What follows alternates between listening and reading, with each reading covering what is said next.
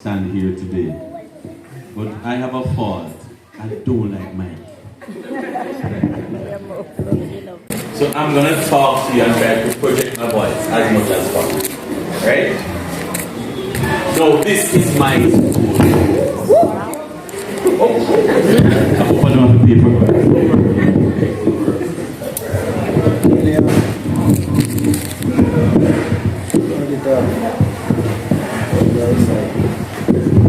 Yeah, this is my alma mater.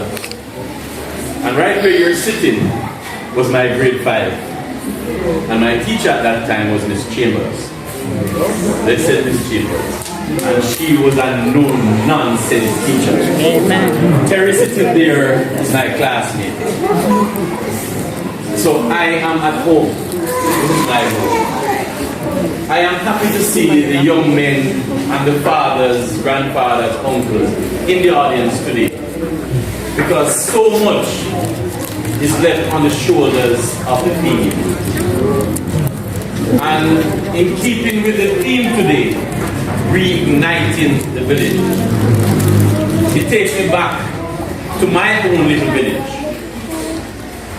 And I feel humbled that the organizers of this function could see it fit to invite me. So I must say thanks to the principal, to the coordinator, and the live wire MC that we have here today. I want to tell you from where this theme comes from. As it was in Kenya that it started. The Kenyan proverb from Africa says, it takes two to bring forth a child, but it takes a village you are the village itself, because you're a part of it, and it should be a part of you. When we look at what happened in our time, in my time, where my neighbor had the authority to correct me, and the person on the street could grab me by the hand or wherever I want to hold me and shake me and say, boy, you behave yourself. In those times, we had a better Jamaica. In those times, we didn't need a prime minister to tell us that we can leave our doors and windows open, because it happened naturally.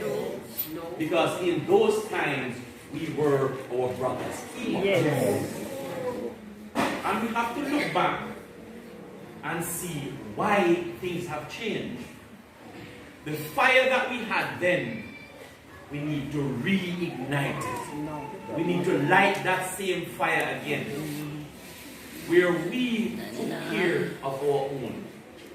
A village is a group of people, not just living in a geographic space, but they share a common idea. They have a common goal, and they are very much alike.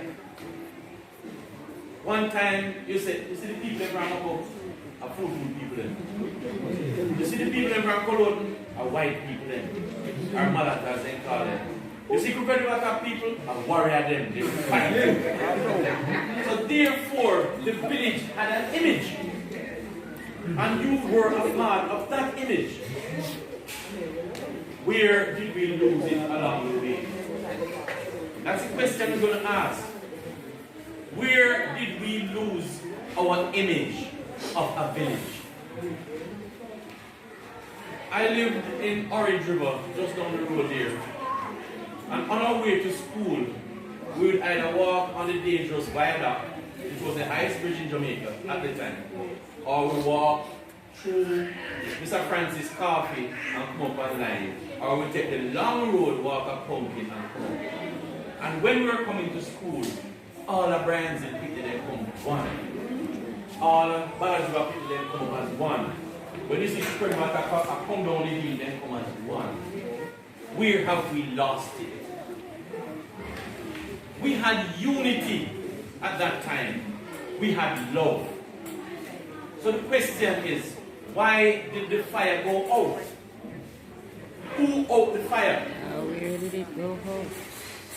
Look into yourself and see where you yourself has contributed to putting out the fire. And why we now have to reignite it. It's simple. And the Bible says it. The love of money is the root of all evil. Money itself is good because in Jesus' period had to pay taxes. So money itself is fine. But the love of money is the root of all evil. And we are living in an evil society today. Very, very evil. Because we have become selfish. Yes. Me. I want this. I must get this. This is what I want. I don't care when I step on your shoulder to reach my goal. I don't business with you. So we have become self-centered. We have become materialistic. And we have become selfish. And therefore, my child is my property and my property alone.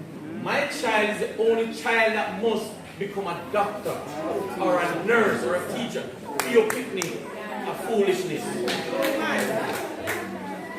I remember a politician sat on a piazza in Penance, and when a parent came up to the politician and asked him, you know, I need help with my child. My child is now going to university and I need help. The politician turned to him and said, you know, I have 3 doctors, I have lawyers out there. What do you think for your bush with me from Mount Time as I That's disrespect altogether. That's killing a dream. Because not only your child deserves to succeed, but all the children must be given a chance, the best chance possible. One day, after coming from school, after receiving a beating from Mr. Little, was the principal here, went home and was walking from Brennan's to Orange River where I had my goats. And I was singing happily in myself because my mother and Mr. Little are friends. And if anybody would tell my mother, so Mr. Little beat me, my mother would say, what you do wrong? And I always get a second beat. So I'm glad that the news don't reach me yet. So I go home and feel quite happy. I sing along the road going to Orange River. I don't want to tell you the song I was singing, but it has some rude verses in it. And I was singing Bim and Bam, they were selling coal, and Bim push coal.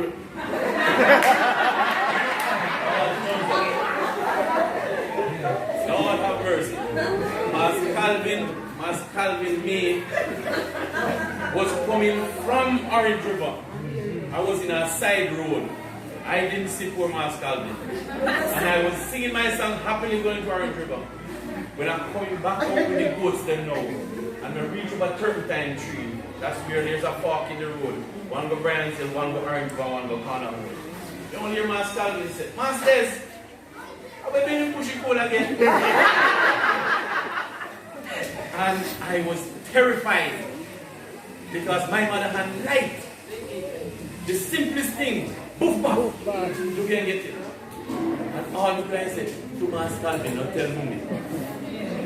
But I saw there the responsibility of the village. Yes, true. I saw there individuals protecting their own. You couldn't do anything wrong and think that nobody was seeing you in Brennan's Hill. Because we knew everybody. We knew that Mas Louis lived beside this map, and Mas Claude lived beside this letter, and out here, so Mr. Lee lived beside the church. Everybody knew everybody, and everybody knew everybody's business. You know, you have a neighbor, and the neighbor's sick, and he's when he's dead. And the police are going to kick out the door, and you smell it. They go say, why your neighbor's not dead? Because we don't have the love again where we look out for each other. And if you don't see your neighbor, you don't go and find out what is happening to your neighbor. all you're involved in, me. I must grab as much as I can get. Only I am important, nobody else. We need now to go back to the days where we were our brother's keeper. Go back to the days where unity was a gospel and you would not hurt your neighbor. And if you see hurt coming to your neighbor, you will warn and protect them. Because if one hurt, all are hurt. It is said that the hands that rock the cradle rules the world. So I am asking all of you cradle rockers, all of you mothers and fathers and uncles and aunts that have been entrusted with the lives of these children, are you rocking the cradle right? Because trust me, if you don't rock the cradle right, come 10, 15 years, the cradle that you did not rock right is coming back to you. What you taught these little sponges, because I call them sponge, what you taught these little sponges, they are coming right back to you, the same thing. I am really taken aback when my little 4-year-old can tell me things that I told him last year. And he is gonna, when I ask him, where you get that from? Daddy, you said it. Daddy, you said it. I can't remember so many things. But when I see myself in him and how he behaves, I have to know, draw breaks and say, listen, somebody's watching. Somebody's molding their life after mine. So I have to be careful of what I say, how I dress, and the conversation I have.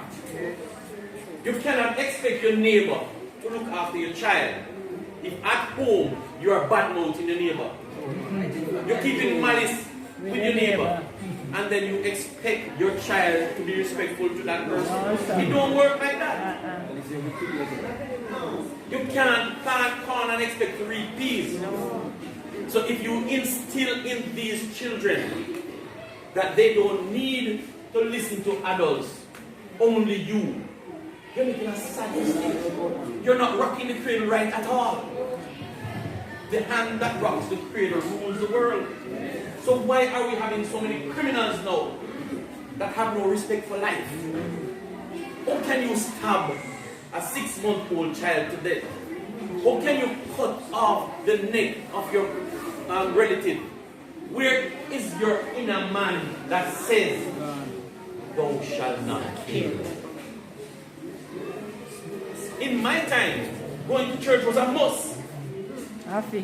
Even if you have a coconut oil on your foot and walk with you to church, you have to go to church. And if you have one shoes, you now mash up your church shoes. You're wearing one church and if rain fall, you take it down and put your 10 commandments on the ground and walk with your shoes in your hand. Because church was a must. We had a moral compass to follow. We had the commandments and the teaching of the Bible to follow. What are you following today? You have taken on this new ideology of being materialistic. That the bigger the house is, the better you are. You're not. You have a big house. I want to see how many of you can sleep in a more than one room. Huh? I want to see how many of you can use your bank account and buy life. You have 12 suits of clothes while your neighbor has none. And you can only wear one at a time. Where is the love? Where is the care? Where is the sharing? We have lost that. Sunday daytime, dinner used to walk on foot. Yes. They'll share out the plate and tie with one nice red and white towel and give it to you and say, carry him as down because you know they don't have none. And you run, carry it up. And by the time you come back as somebody else and send a few house the same dinner. But we used to share and care because we were a village. And we had a common goal and a common purpose. we need to revisit those days. We need to go back to when we were our brother's people. Ladies and gentlemen, it's not hard because it's inside of here. Yes. Every one of you. Each and every one of you have an inner soft spot here. And we need to introspect ourselves and see, where have I gone wrong? How will I take responsibility? What can I do to reignite this fire? Because no man is an island. No man stands alone. If you think that you and you alone can raise your child, you're making a sad mistake. That same child is going to come back to you with troubles that you can't handle. Whereas, if you had allowed him to be corrected by the neighbor, or if you had allowed pastor to have a talk with him, send him to church, if you did not come up here and cuss off the principal to punish your child, they would have taken more interest in your child. If you fight off everybody in protecting your child, then everybody will step aside and leave your child wide open to the wills of the world to destroy. So look into yourself. I must take responsibility. It's in me that I will start the first step. It's in me that I will stop malice my neighbor. It is within me to stop chatting bad thing about the neighbor in the presence of the child. Unity is strength. And we are weak. We are very weak because we are not united. We are not united. That's why we are weak. And when you have the thieves and the robbers and the rapists and the scammers, where are they coming from? Your home. That's where the seed of evil was sown from the beginning. You're not rocking the cradle right. Many of us as parents tend to seek friendship from our children. I don't want another man to be my friend. I want them to respect me for what I am. Therefore, you must establish principles. Wrong is wrong. You can't do wrong and get right. I don't care how you dress up the wrong things. It will always be wrong. And if you teach your child the value of somebody else, somebody's property, somebody's life, teach them that if you take up this book and it don't belong to you, you're wrong. If you hurt somebody else, you are wrong. But listen, you're not rocking the cradle right at all. In a recent study of the World Health Organization, they found out that between the age of 0 and 3 years old, a child will learn 80% of what they learn in their entire life. Between the age of 0 and 3. That's why I call them sponges. Because at that time, they suck up everything that you have to give them. So if you start treating them bad, that's what they're going to grow up with. If you start showing them disrespect, that's what they're going to grow up with.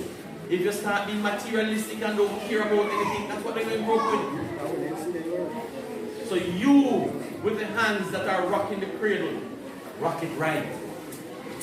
Rock the cradle right, and then you'll reap the benefits later on. Your village will be an exemplary village that somebody can look on. Your child and the children from your surrounding will be beacons in the night. But it all starts with you. You have to take responsibility. You have to allow help to come. The man was drowning. He was a staunch Christian. Sorry, Pastor. He was a staunch Christian and he was drowning. And he left the basement and go upstairs. They called out, "You want help?" "No, I trust in the Lord." The water comes upstairs and go up on the roof. Helicopter came. He said, "No, the Lord will deliver." They sent a boat. They sent a boat to come rescue him. And he said, "God, Jesus, calm the storm. Is he? I am waiting." Finally, he drowned. He went to heaven. All the foolish men managed to go to heaven. And he saw Jesus. He said, Lord, why didn't you save me from drowning? He said, I sent the helicopter, you refuse it. I sent the boat, you refuse it. I sent the police, you refuse it. Do not refuse the help that you can get. Because these help that are coming your way is the Lord sending you blessings. Swallow your pride. You need help, take it. It will make you better. It will give you a better life. But you stand on this high horse, and God help you when you fall off it. God help you when you fall off it. Because it is written, pride cometh before destruction. The help you can get from your neighbor to raise your child, take it. The help you can get from the church, take it. The help you can get from school, take it. It's God's way of sending you blessings. So, we don't bore you any further. I hope that you look into yourself and see where you can make this change to reignite the fire of my own old community. I am sure that the beating you used to get from mommy and from teacher, it never killed you. It made you a better person. So why rob the future with trying to friend up your children, trying to be their friends instead of disciplining them? Do not abuse your child. I'm not into that. Don't draw no big stick and cause no broken bones and no swollen skin. But they must understand the difference between right and wrong. And you parents, you with the hands that are rocking the cradle, rock it right. Instilling them values and instilling them the right attitude. Instilling them discipline and respect. Instilling them unity. Nobody could have took nobody from Brian's Hill when we go to school. And when Dudu and Carl and the whole of them from Crick back up, line up down the sun and start fling stone. We are fling stone back here. Because we were one. We were one. We had unity, we had strength. Please go back to those days where the village could raise your child. Thank you very much.